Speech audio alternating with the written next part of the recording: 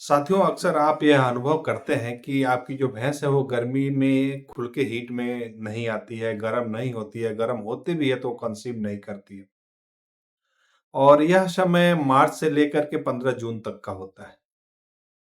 जबकि गायों में ये समस्या नहीं होती है। गाय पूरे साल भर अपना हीट में आती हैं, कंसीव होती हैं, उनमें कोई समस्या नहीं होती।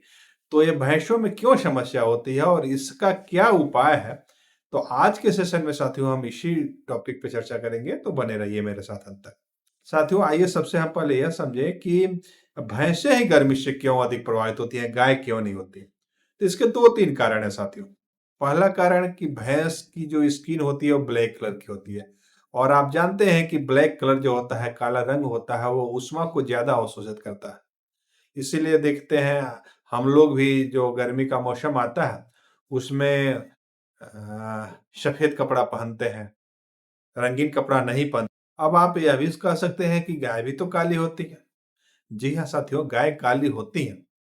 लेकिन गायों के ऊपर देखते हैं कितने सारे बाल होते हैं, फर का एक लेयर होता है। और भैंसों के ऊपर बाल बहुत कम होते हैं। उनका स्किन होता है वो तेज धूप के डायरेक्ट कांटेक्ट में रहता है, जबकि गायों में ऐसा नहीं होता। दूसरा कारण भैंसों में जो स्वेट ग्लैंड होती है साथियों, पसीने की जो ग्रंथि होती हैं, वह बहुत ही कम होती हैं और ज़्यादा एक्टिव नहीं होती हैं। जबकि गायों में स्वेट ग्लैंड ज़्यादा होती हैं, पसीने की ग्रंथि ज़्यादा होती है। वह पसीना छोड़ कर के अपने बॉडी के टेम्परेचर को मेंटेन कर लेती हैं, जबकि भैंसें ऐसा नहीं कर पाती हैं।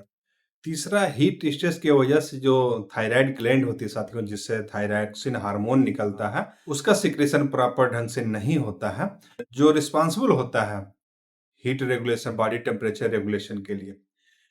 तो ये जो 3 कारण हैं, इसके वजह से जो है भैंसें हीट स्ट्रेस से ज़्यादा प्रभावित होती हैं गायों की अपेक्षा।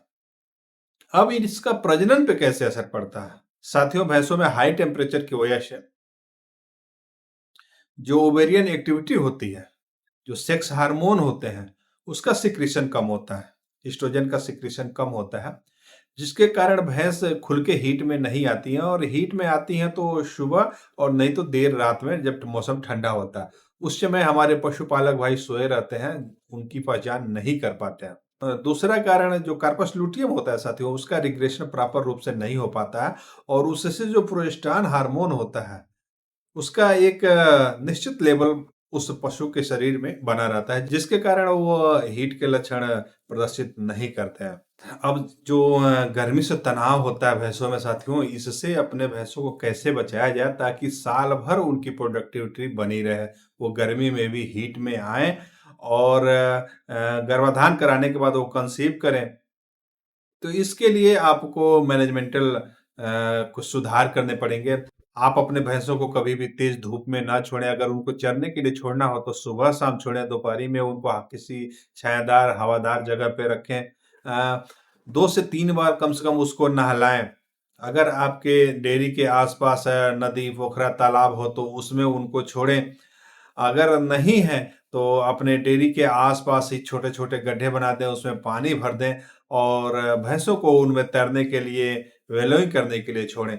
इससे वो अपनी बॉडी टेम्परेचर को मेंटेन रखेंगी, कि प्रजनन क्षमता जो है प्रभावित नहीं होगी। उनको पर्याप्त मात्रा में सुगमता से साफ ताज़ा जल उपलब्ध हो, ऐसी व्यवस्था आपको करनी चाहिए। और जो पानी होता है साथियों, उसमें आप 2 चम्मच मीठा सोडा, 2 चम्मच नमक और थोड़ा-सा गुड़ मिला कर के अगर उनको एड लिब पिलाते हैं, जितना वो पी सके उतना पिलाते हैं, तो इससे उनको हीट स्ट्रेस कम होगा, उनको भूख ज़्यादा लगेगी, प्यास ज़्यादा लगेगी और ज़ाहिर-सी बात है कि जब वो खाए-पिएँगी बढ़िया, स्वस्थ रहेंगी, स्ट्रेस में नहीं रहेंगी, तो दूध भी अच्छा देंगी और उनकी प्रजनन क्षमता भी बेहतर होगी। तो साथियों, यह सब तरीका अपना करके आप अपने भैंसों की साल भर प्रोडक्टिविटी को बनाए रख सकते हैं। साथियों, यह जानकारी कैसी लगी कृपया कमेंट करके बताएँ।